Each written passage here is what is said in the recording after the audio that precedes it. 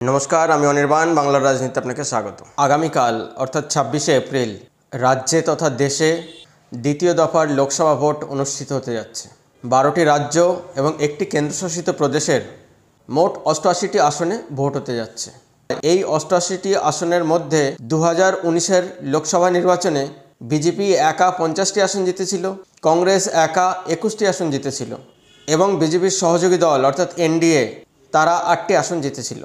আগামীকালকের অর্থাৎ 26শে এপ্রিলের ভোটে রাহুল গান্ধীও কন্টেস্ট করছেন। কেরলে 20টি লোকসভা আসন, 20টি কালকে ভোট হচ্ছে।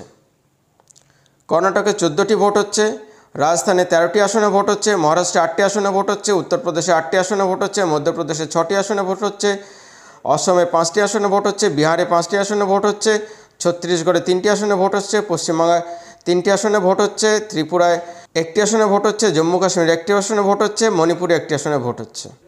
আগামীকাল অর্থাৎ 26শে এপ্রিল রাজ্যের দ্বিতীয় দফার ভোটে দার্জিলিং, রায়গঞ্জ আর বালুরঘাট কেন্দ্রে ভোট হচ্ছে। অর্থাৎ বিজেপির রাজ্য সভাপতি ডক্টর সুকান্ত মজুমদার কালকে ভোটে লড়ছেন।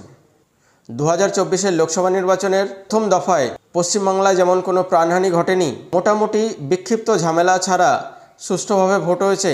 আমরা আশা করব দ্বিতীয় দফাতেও যেন কোনো প্রাণহানি না ঘটে, যেন সুষ্ঠুভাবে ভোট হয়, মানুষ যেন তার নিজের মতাধিকার দিতে পারে নিজের ইচ্ছে মতন জায়গায়, তাতে যে প্রার্থী জিতুক।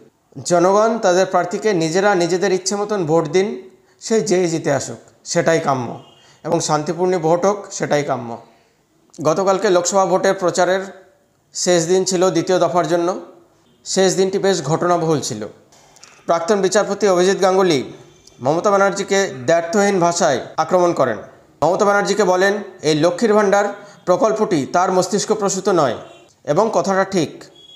এই মমতা ব্যানার্জিকে আমার পশ্চিমবাংলার মুখ্যমন্ত্রী হিসাবে মানতে ইচ্ছে করছে না, এবং আমার নিজের মুখ্যমন্ত্রী তো আমি মানিই না।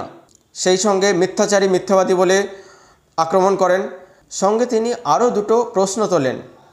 মমতা ব্যানার্জি কি রোহিঙ্গা, বা মমতা ব্যানার্জির কি রোহিঙ্গাদের সঙ্গে বিশেষ কোনো যোগ আছে? এই দ্ব্যর্থহীন ভাষার আক্রমণের জবাব মমতা ব্যানার্জি দিতে পারেননি, কিভাবে দেন সেটা দেখার।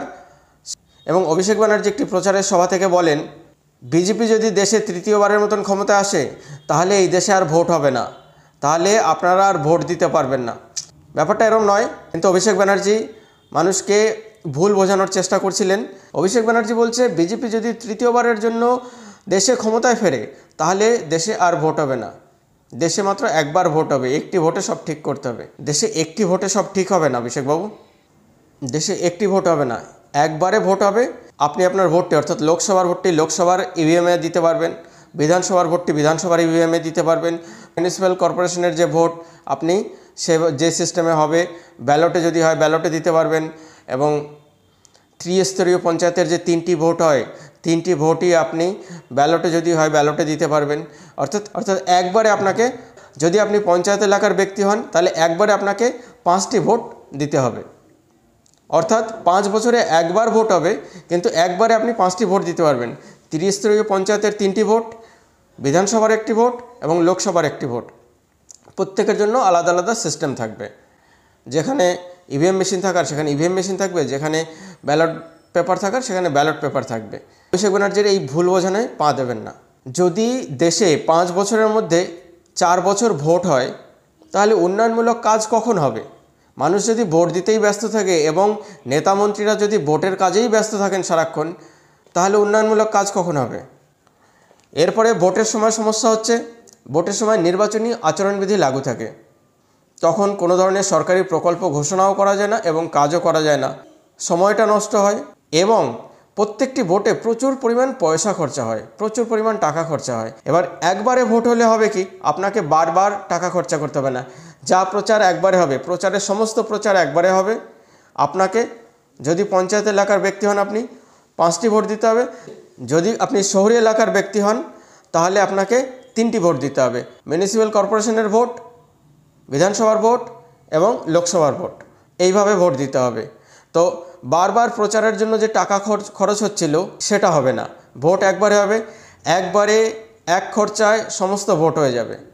এবং একটি ভোট আসলে সাধারণ মানুষের যে হয়রানি হয়, সাধারণ মানুষ যে বিভিন্ন অফিস আদালতে কাজ করতে গিয়ে শোনেন যে এখন সামনে ভোট আছে বা ভোট চলছে, এখন কাজ হবে না। এবার প্রত্যেক বছরই যদি কিছু না কিছু ভোট থাকে, প্রায় 1.5-2 মাস এইভাবে সাধারণ মানুষের সময় নষ্ট হয় এবং সরকারের পয়সা নষ্ট হয়। কারণ যারা কাজ করছেন না তারা কিন্তু বেতন না নিয়ে বাড়ি যাচ্ছেন না, তারা বেতন নিয়ে বাড়ি যাচ্ছেন কিন্তু কাজ করছেন না। সেইভাবে দেখা গেলে দেশের সম্পদের ক্ষতি হয়। তাই 5 বছরে যদি একবার ভোট হয় তাতে আমাদেরই লাভ, আমাদের সাধারণ মানুষেরই লাভ। কারণ একবার ভোট হবে, 3 মাস ধরে প্রত্যেকটি পার্টি তার প্রচার প্রসার করবে এবং ভোট করে যে নির্বাচিত হবেন কাজে লেগে যাবেন, দেশের উন্নয়নমূলক কাজে লেগে যাবেন।